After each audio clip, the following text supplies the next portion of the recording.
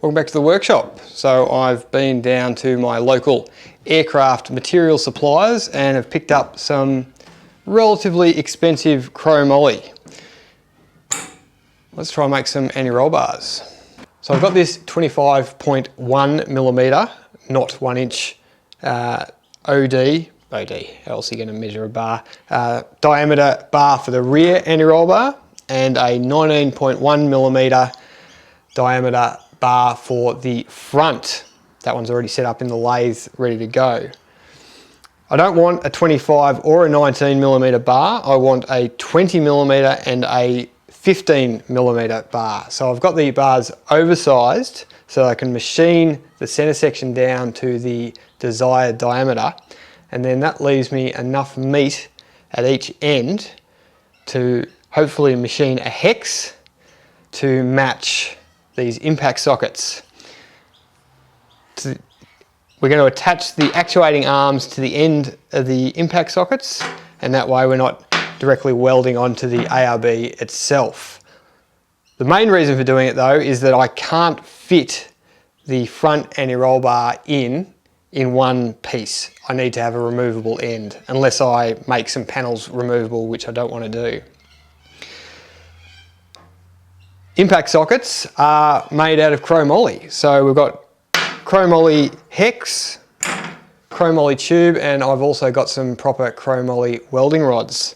But the first thing, and by far the most tricky and boring, is to machine the center sections out of these big bars. So we've got the front bar in the lathe. The necked down section needs to be 700mm long. That's obviously way too long to do in a single pass, so I'm planning on doing it in 4 sections. Before I can start doing that though, I need to do a bit of a plunge cut with the parting off tool and take it down to the 15mm in a short area so I can get the turning tool in. So I've got the bar choked up near to the chuck to do the plunge cut, and then I'll drag it out, put it through the steady rest, and we can start hopefully necking down this 700mm section.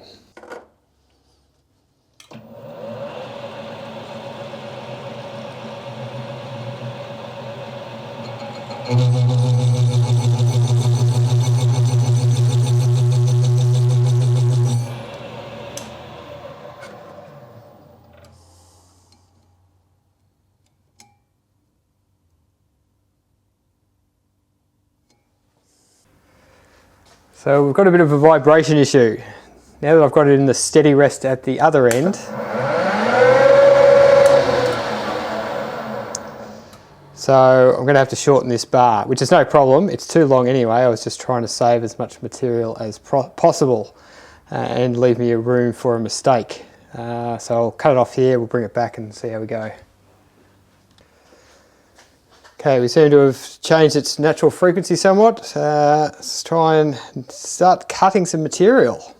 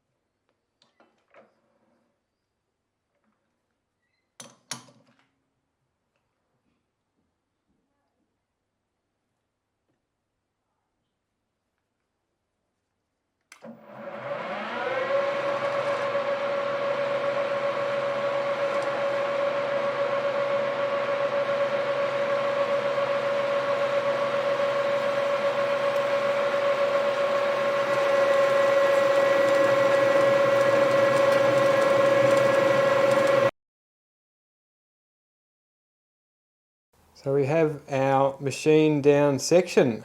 Surface finish was pretty rough, so I spent a fair bit of time with some sandpaper and got it looking respectable.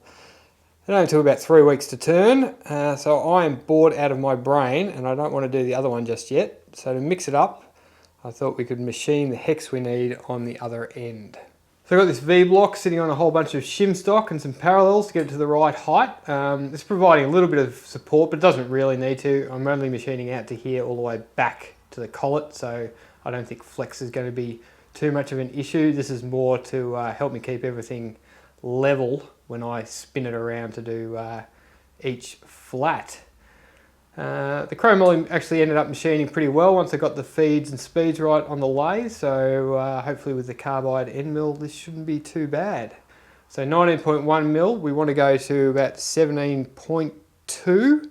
There's a little bit of clearance in the socket and I want a really snug fit, so I think we'll go once around reducing it by half a mil and take a measurement and then go around again to get our final hex.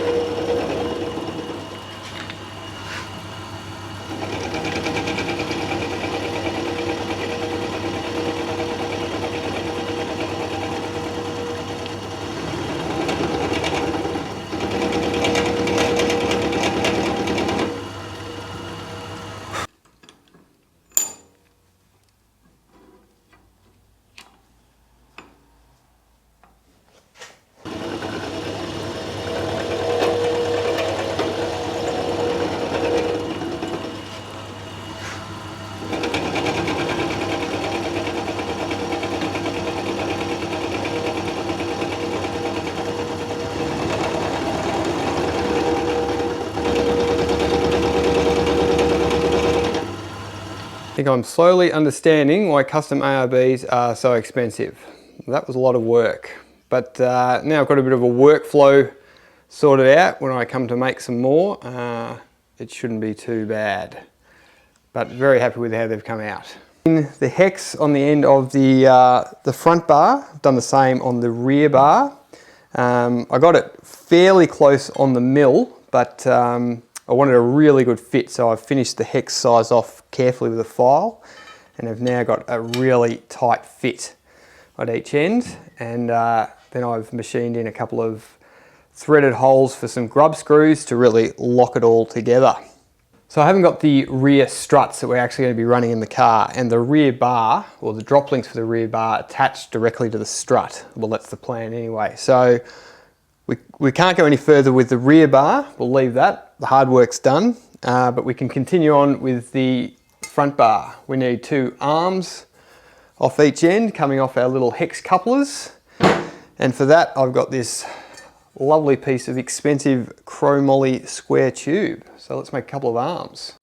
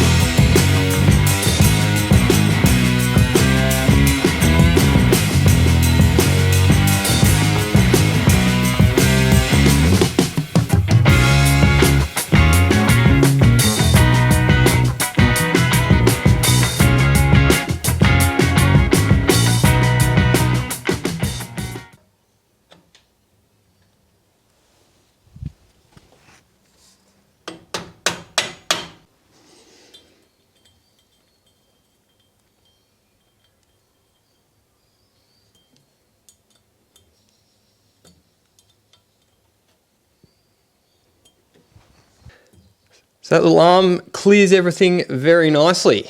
Now I know they look a bit chunky, but this is just 1.6mm chromoly, so they are in fact very light, far lighter than if this was just a normal bent bar as an anti-roll bar. I made them quite a large section to get as much surface area around this weld as possible, because I think this is the weak point of the whole system. Not that I'm worried about it at all. I'm not worried about it at all at the moment, particularly because there's absolutely no force going through it because it's not connected to anything at this end. So the plan is to run a drop link from this side of the anti-roll bar down to this mounting point here. And I'm going to run M10 rod ends on that drop link. I don't have any, I've got to order them. This one's an M12. Now the easy option for mounting it on this end would be to just turn down the end of an M12 bolt, but the problem with that is that we're going to run out of angular misalignment on the rod end. Rod ends usually only have about 12 to 13 degrees if we mount it that way.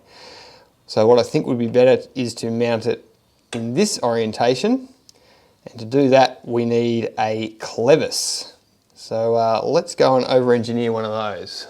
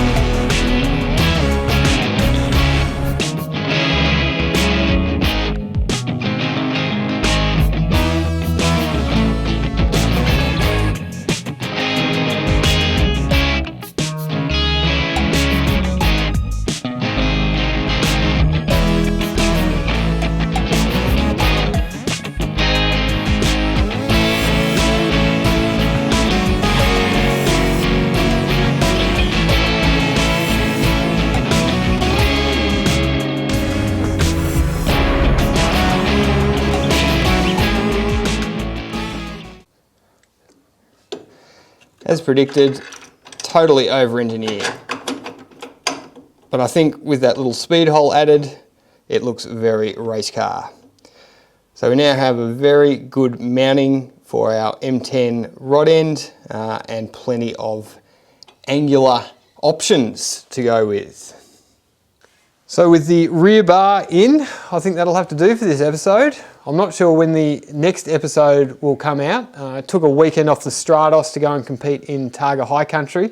The old man, desperate for some motorsport, entered his 105 Alpha, and we shared the car. First time that's happened in 15 years. That didn't go so well, but luckily this time, after a very shaky start, we managed to work our way up to second place. Not a bad weekend at all.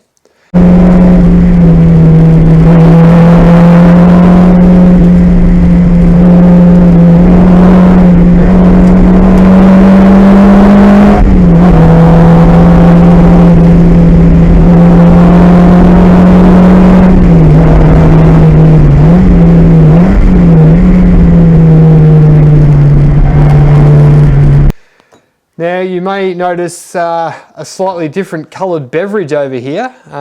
One of the viewers, Rob from Switzerland, was desperate to broaden my beer horizons. He tried extremely hard to send over some Swiss beers, but due to taxes and freight it just got all a bit tricky. So he called in a favour from a mate that lives in Australia, and I came home one day to find a slab of James Squire's 50 lashes sitting at my gate, and tell you what, it's a pretty tasty beverage. So thanks Rob, and till next time, thanks for watching.